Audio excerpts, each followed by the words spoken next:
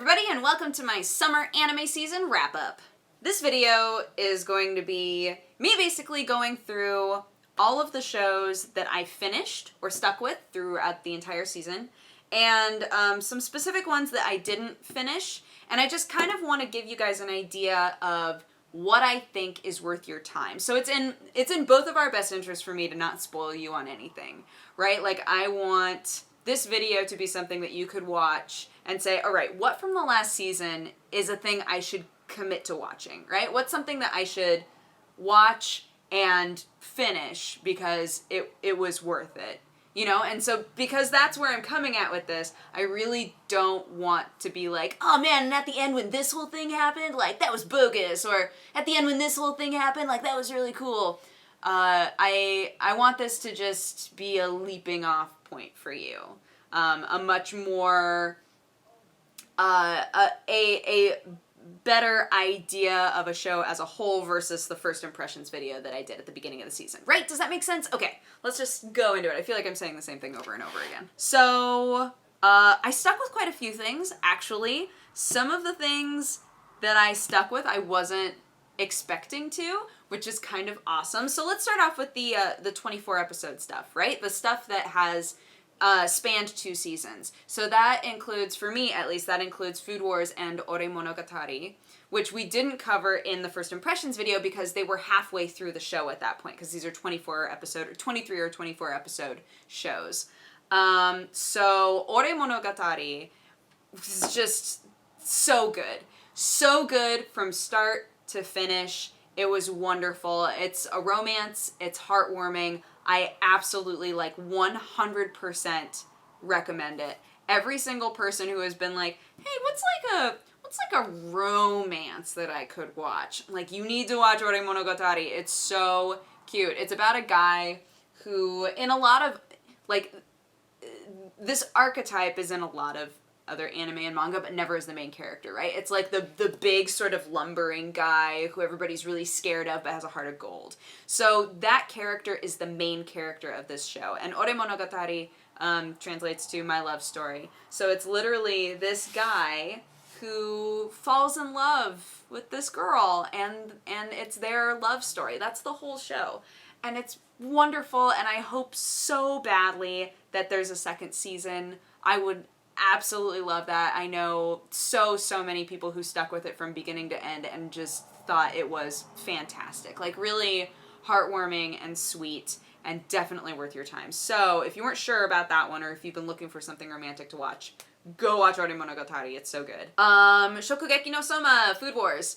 Okay, Food Wars started off being like half and half hentai and not full hentai, soft hentai, ecchi would be the right word, and food porn, right? And that was kind of a funny combination. It wasn't apparent that it could persist for so many episodes and be really good. The further into the show that you get, the less they do the ecchi stuff, and the more that it's really about food science and people who love food and different types of foods and pairing foods, and it becomes 90% food porn and 10% ecchi stuff every now and then. It is so fantastic. It would be really hard for me to choose if I enjoyed Ore Monogatari or Food Wars more, because they're, aside from the fact that they're just very, very different, but both of them, every single week, I was like, I can't wait for the next episode. I can't wait for the next episode. It was just so good. Food Wars, I would say, definitely comes with, an age restriction, right? Because it is a little bit, there is some pervy stuff that happens in it. Ore Monogatari, I think anybody could watch. But Food Wars wound up being a shonen battle anime, but with food. And it's just so good. The animation was fantastic. I love the characters. It's, again, in that same sort of a style where all of the characters are kind of extreme weird personalities, and there's a ton of them because they're at this special culinary school, right? Both of those shows, Ore Monogatari and Food Wars, wound up being so fantastic. I would definitely recommend Food Wars. It's one of those ones that I think snuck up on a lot of people. They were like, I guess I'll keep watching this. Like, it's funny. And then you get so invested, and somehow it, out of a lot of shows that I watched, I was like, Food Wars has some of the best character development that I've seen in an anime recently. Weird, but great. Another longer anime that just started this season, so we're only like halfway through the actual season of the show, even though we're now technically into fall. Ushio and Tora. Ushio and Tora is like halfway over now that we've finished the summer season. And that show has continued to be pretty good. It's not one that I am like chomping at the bit to watch. You know, it stacks up, and once there's like 3 or 4 of them, I'll sit down and watch 3 or 4 in a row. It wound up having a more interesting story arc than I expected. And it continued to have that sort of 90s shonen anime feel, especially with like the hair and I don't know. It has a nostalgia feeling for me that I don't think is going to apply to everybody. And I wouldn't be surprised if it's not doing super well. Again, the animation is great in this one too. It's really, really clean. Like, considering that they're taking sort of an older looking manga and turning it into an anime, losing my train of thought. I think that they did a really good job of translating that. Like, they managed to make it really clean and modern looking while still keeping the designs of the original, right? Which I think would be very hard to do. But the story itself goes back and forth between feeling like there's a major arc that you care about and being sort of Monster of the Week-ish. The Monster of the Week stuff isn't as interesting, although I appreciate that stuff always persists. So, like, rather than it being, oh, we met this character and, you know, we helped them out and now we'll never see them again, right? Like, all of those characters pop up again at some point for whatever reason, which I think is cool. I'm glad that we don't just sort of discard anyone. Everybody winds up being important in some way or mattering later on. Which, again, I definitely appreciate that storytelling-wise. I don't think it's as strong as I wanted it to be, specifically because there are some shows like Hunter x Hunter is really good at establishing like a major arc and then smaller arcs. And you care a lot about the smaller arcs and you care a lot about the major arc, right? Like, all of it overlaps really well.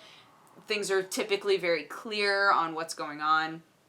Ushio and Tora isn't unclear, but it's not as engaging, I would say. I've got a list. We got a little list here, so I want to make sure I cross them off so that I know what's going on.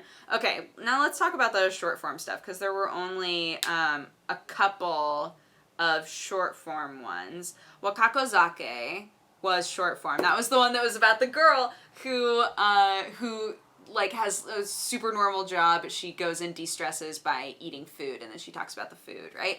Food stuff has been really, really on the radar. I feel like every season now we're getting food shows, and I'm super cool with it. So wakako-zake wound up being really cute. Each episode was maybe 3 minutes long, and every single time it was literally her being like, you know, I'm feeling this way. What kind of food do I want to counteract those feelings, you know, those emotions? And she'd go into it almost felt like I was watching some sort of a tour of food in Japan. You know, she'd be like, oh, I want to get this kind of food that you can find in this area, and I want to pair it with this kind of beer, you know, and then she'd eat it and she'd talk about the feeling of eating it, and it was cool. I really enjoyed it. I was able to blast through all of those really, really fast, because that was another one where I watched like 3 or 4 in a row, and there were 12 total. I watched like 3 or 4 in a row, and then just kind of let them stack up, because again, they were so short. So by the end of the season, I just like sat and watched all of them in half an hour, and it was like, oh, it's so cute. She's kind of adorable. And I remember in my first impression, I was like, I wonder if there's gonna wind up being an arc of any kind, or if it's literally just gonna be, like, this girl who goes and eats food in each episode. And that's literally what it was. And I was totally cool with that. You know, that wound up being kind of, I don't know, paired with everything else that I watched, I was like, this is so chill. This is like such a chill thing to watch, of just a normal person eating food and loving it. And that's exactly what it was, and it was great. Makura no Danshi. So weird. Makura no Danshi was a short form anime. It's literally called Pillow Boys. And they're so weird, you guys. This show was so weird, and I had to watch all of them so that I could talk about it.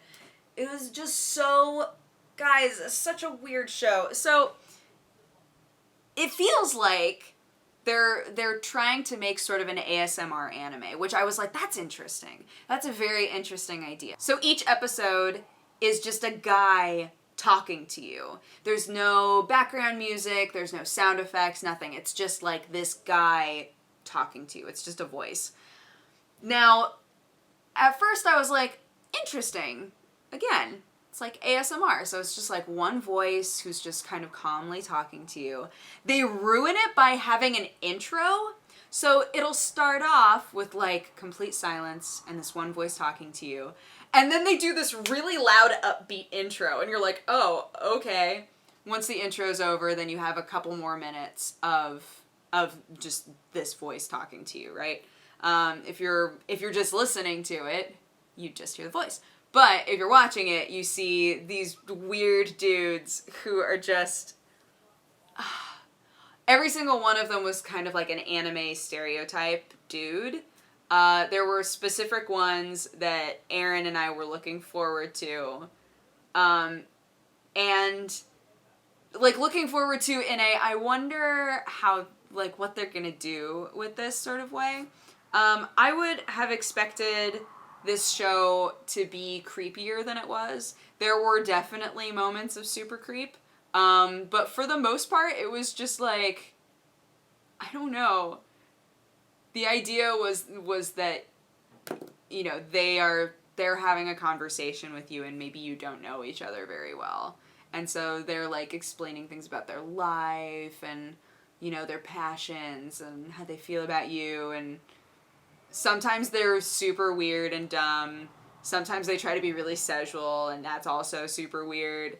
And I don't know, it was just a strange show that I don't think achieved what it wanted to, but was an interesting idea, if that makes sense. The animation in that one was pretty good. The proportions were sometimes hilarious. Like, every now and then a person's hand would come up next to their face, and it would be like a baby hand. I'd be like, why is their hand so small next to their face? It was weird. So yeah, Makura no Danshi, that was the other short form one that I watched. I think that was the only other short form that I watched and finished. So now we're on to normal, like, 12 or 13 episode shows. Are you ready? Because some of these are weird. Okay, so, oh man, I don't even know how to talk about that one yet. I'll talk about that one later. Prison School. Remember me talking about Prison School in the first impressions video when I was like, I feel so uncomfortable watching this show, but I can't stop? That feeling continued throughout the whole show, but it wound up being my absolute favorites of the season. Like, bar none. It was so good somehow, right? Like, there was just something about it where I was like, I love this. And I can't quite explain what it was. The animation style was very different. It felt very unique and really, really interesting. Story-wise, there actually wound up being way more to it than I thought. I thought that the entire thing was going to be sort of like an embarrassment squick nightmare, which it kind of was, but with purpose. And they were very, very good about having fake outs that sort of prepared you for moments that weren't going to be fake outs, right? You know how when you go into a haunted house, a really good haunted house isn't going to be entirely jump scares. Sometimes it's going to be you thinking there will be a jump scare and being on edge. That's how all of Prison School was. There was a lot going on story-wise, like way more than I thought there would be. But the whole thing had this interesting feeling of like, oh my god, what's gonna go wrong? Right? Like, what's gonna go wrong next? And I thought that was just so, every time I watched it, I was just like on edge and uncomfortable, but loving it. And that's such an interesting balance to try and hit, and they did it. They absolutely did it. Of course, the episodes that you can get now are heavily censored because, well, there's lots of interesting body stuff that happens in that show. But I didn't feel like I missed out on anything, really. It wasn't like Tokyo Ghoul where I was like, man, I'm really missing something from this show by not having there be guts all over the place, right? Like, I'm not getting the full experience. I felt like I still got the full experience of Prison School, even with the censoring. So once there's an uncensored version that I can watch, of course I would love to watch it and see, you know, what it's intended to look like. But the show in general was one of my favorites. Like, I'm trying to think if there was anything that I watched that I enjoyed more than Prison School. Gangsta might be on par with it. I'm not sure. But it was just, like, so good. If that sounds interesting to you, you have to watch it. Okay, we'll get to Gangsta later, though, because it's good. We'll like, round off with Gangsta, right? Ranpo-Kitan. Ranpo-Kitan, in my first impressions, I was like, this show is interesting because it's like a combination of Danganronpa and Hannibal. And I would say that maintained for the most part. I think the first half of the show was more interesting than the second half. And apparently it's based off of books. It's based off of light novels. That's what I kept reading. So I would be interested to know, because the show is so stylized, right? I would be really interested to know what the books are actually like. It's lots of sort of weird detective-y work, sort of weird, awkward characters all fitting together. There were just some aspects of it that didn't feel like they fit anywhere, or like they ever found a place. And I don't think that the show did well enough to warrant a second season. I would be kind of shocked if it did. But yeah, overall it was enjoyable. Was it great? I wouldn't say so. I wouldn't say that it was great. I think, again, the first half was good, and the second half they focused a lot on a very specific thing, which I would expect, but they lost something there, and I'm not sure what it was. It continued to be a very stylized, interesting show. Just not as good as I wanted it to be. Okay, next we have to talk about Aoharu X Kikanju, or Aoharu X Machine Gun, because that wound up being, like, my guilty pleasure the entire season. Like, would I say that it was the best show I watched? No, it wasn't the best anime that I watched at all. But it was another one of those shows where every single week I was going, I wonder if there's a new Aoharu. Like, I just loved it. I loved it so much. It was so, like, cute and weird. The whole thing was just about a girl who joined a BB gun group. Like, that's the whole show. And I don't know what it was. I've been trying to see if I can find scans of the manga. It's really hard to find the manga, which is odd. And the show just wound up being, again, another show that had kind of, like, extreme weird characters, right? Which is a very, I think that's a very, like, typical shonen thing to do, which is funny because I don't think this show was marketed at boys. Like, I can't imagine a situation where that's true. Because it was, like, it was very fluffy in weird ways. But I really liked it. I thought that it was really fun. It, from beginning to end, like, there are there are issues that persist throughout the entire show, and I was super cool with it. I was like totally fine with it. Some people thought that it just wasn't great, which is fine. It employed so many tropes that I love that I enjoyed it. I enjoyed the poop out of it the whole way through. So, if a show about a girl who is mistaken for a boy doing BB gun groups sounds interesting to you, you should try it out. Because it's adorable, and I hope that one gets a second season too. Okay. The one that I skipped at the very beginning, where I was like, I don't know how to even talk about this, is Gakko-gurashi. Gakko-gurashi, I heavily recommend. Heavily recommend. And I don't know how to... The reason I don't know how to talk about it is because I don't want to ruin it for anybody, right? The best way that I can talk about it is by saying the show starts off feeling like a bunch of moe schoolgirls just like hanging out, and it winds up being completely different. And after you watch the first episode, you might be like, okay, but how can they make this last for the whole thing? And they do it.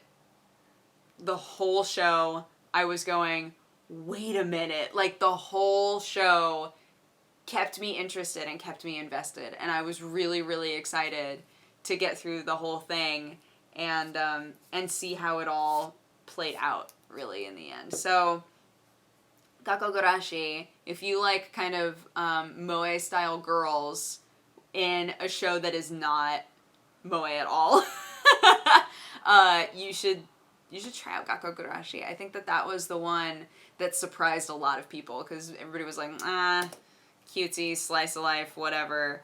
And then it was not that, right? It was just so cool. And I think it's interesting because even the way they marketed it, they were like, a bunch of friends, a bunch of cute friends at school, we'll have a club, and doobity-doo. Like, they relied so heavily on word of mouth for this show. So I'm going to be word of mouth right now and say Gakko-gurashi is great. And please, at the very least, watch the first episode and see if by the end of the first episode you're going, because if you are, you should keep watching. It continues to be good. And now we're on to Gangsta. So these are all shows that I've finished, that I watched all of through the season. Gangsta, man, I'm so sad that the studio that made Gangsta shut down. They went bankrupt, which means we won't get any more Gangsta, which breaks my heart because they did such a great job of turning the manga into an anime. Like, the style of it, the voice acting, I thought all of it was great. That was the show. Normally, each season, Sam and I wind up with a show that we watch together. And Sam and I watched Gangsta together and really liked it. Really, really liked it. Unfortunately, they ended the show on a cliffhanger, of course. But there's almost a complete 100% chance that we will not ever get a Gangsta season 2. Which is so sad. But the first season was fantastic. The fighting looked great. Again, if you are a fan of the look of the manga, they turned that into an anime really, really well. And I really, really liked it. I thought that Gangsta was one of the most well-made shows of this season, next to Prison School. Prison School was just, like, incredibly well-made for what it was. Like, they put so much into Prison School, and you can tell they put a lot into Gangsta as well. Both of those shows, I would say Prison School and Gangsta are my two favorite shows from this last season. Like, not counting Oremonogatari and Food Wars, because those were, like, spanning 2 seasons. But of just, like, the 12-episode, succinct one-season shows, Gangsta and Prison School were fantastic. Both of them, I would say, come with a mature warning, though, unfortunately. So you can't just, like, sit on the couch with your kids and watch it. But they're great. They're both definitely worth your time. So pretty much all of the shows that I stuck with, I continued to enjoy. Ranpo-Kiten, I think, was the biggest disappointment. Makara no Danshi was just, like, weird. But a lot of the shows that I stuck with wound up being good, which is great. So now we can move on to shows that I dropped. And some of you are going to disagree with me on things, but again, I haven't seen all of any of these shows, right? I dropped them, which means that at a certain point, I just stopped watching for one reason or another. Jitsu wa watashi wa, or actually I am, Jitsu wa watashi wa I stuck with for a while. It was a show that whenever I was like, man, I want to watch some anime, but all my favorite shows are all caught up, I would watch Jitsu wa watashi wa. It wasn't a show that I was excited to watch each week, really. It wasn't a show that I would remember or think of throughout the week and be like, oh, I can't wait for the next episode of that. I wonder what that's going to be. But it was cute. It was a really cute show. I wasn't engaged enough to care about finishing it, and maybe one day I will. I have nothing against it. I thought that it was great for what it was. It just turned out that show was not what I was looking for. You know, it's a sort of romantic comedy show with all of these different girls that are super weird, and I liked it. It was endearing. It was really, really endearing show. It's just not something that I was actively wanting to watch unless I had nothing else to watch, right? So I got I think 7 episodes into that. So I got decently far. I just didn't stick with it, I guess. Another one that I honestly thought was pretty fun, but didn't really care to watch weekly was Overlord. Overlord was another one where I would let it sort of stack up for a few episodes and then watch them, but it's, again, actually I wouldn't think of it. You know, it would be in those moments where I'm like, man, I have nothing to watch, that I'd go, oh, I guess I'll catch up on Overlord. It wound up being an interesting take on the whole trapped in an MMO thing. I thought that it, again, was fun to watch, but not something that I was really invested in. Not something where I cared how it turned out or really cared about the characters. I just thought that it was fun. And again, that's another one that maybe one day I'll finish, but maybe not. Dragon Ball Super got less interesting once they started fighting, which makes me feel like a terrible Dragon Ball fan. But because they're kind of retelling the movie in a weird way, the Dragon Ball slice of life stuff was hilarious and so off the wall and weird, and I loved it. And then once they got into the fighting and the animation quality started to dip and Toei was just being Toei, I was like, it kind of lost it for me, right? That's another one where I want to just sit and watch all of it, just everything that's been out so far, but I wasn't interested in watching the actual fighting or anything like that. None of that was interesting to me. Because I missed the characters. I realized watching it that what I really missed was the characters and watching the characters interact. So once they started fighting, I was like, and again, the animation quality just got so bad sometimes that I was going, why? Why are we doing this? What world is this? Who am I? So that was kind of a disappointment. But it might, again, I haven't finished it, so I don't know. It might have gotten way better. It might have been great. Shirayuki-hime, I only watched the first episode of, and everyone I know says that it's so good.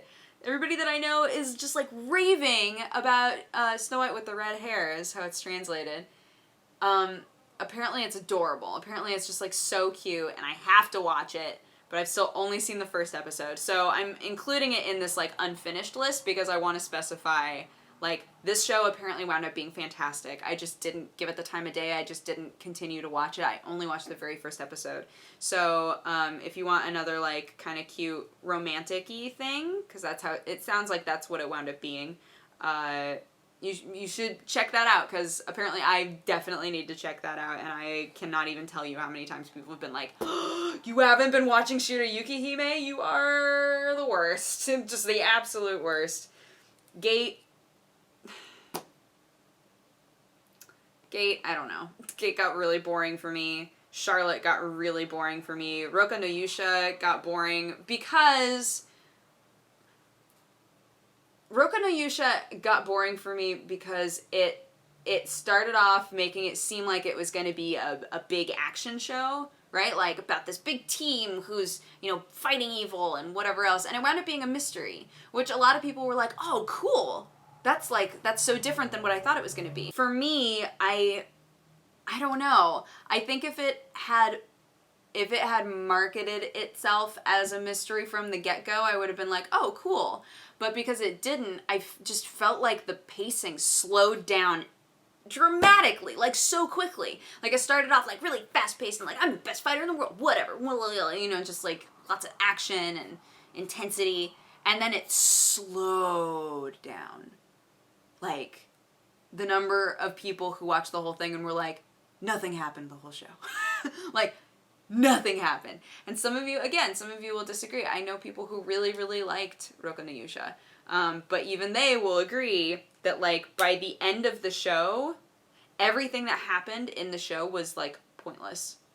Which makes me go, why did we do that then? Like, what is this? That just seems so weird. So, I guess it had a lot of potential, but it wound up not really doing it, and so it sounds like it's not gonna get continued. It's not gonna get a second season.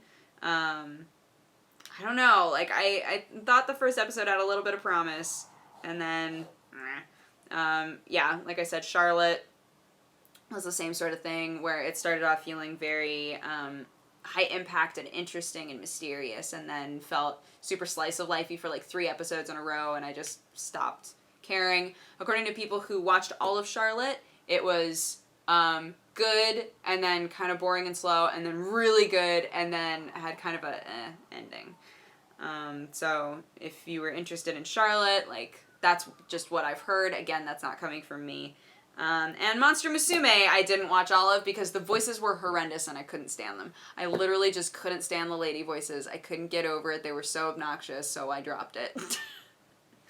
Other than those, I don't think there were... Oh, Umaru-chan, I actually started once the season had already ended because a bunch of people were like, I'm surprised you didn't watch Umaru-chan, so I watched a couple episodes of that. That's pretty cute. That's another one where I'm like, man, the main character in this goes from being somebody that I can totally relate to somebody that is so obnoxious I just want to, like, right? Just, like, crack their body in half. So, overall, I thought that it was a good season. Some people felt really blasé about this season, but I thought that we had some real shining examples. I love that we had both My Love Story and Food Wars that finished, because those were from beginning to end so good. I thought Gakko Garashi was, like, the biggest surprise of the season. Gangsta was just as good as everybody wanted it to be. Prison School was another show that I think surprised a lot of people who didn't really know what Prison School was. It wound up being so good. Ranpo Kitan, And Aoharu was just this guilty pleasure that I loved. So, overall, I enjoyed the season. I'm excited to finish up watching stuff for the fall season so that I can do my fall first impression, since so many of you loved the summer first impression. And that's about it. Those are all my feelings. I'm going to eat my food because it came while I was in the middle of filming this, and I'm starving, so I'm going to go eat. All right? Have a great day. Bye-bye!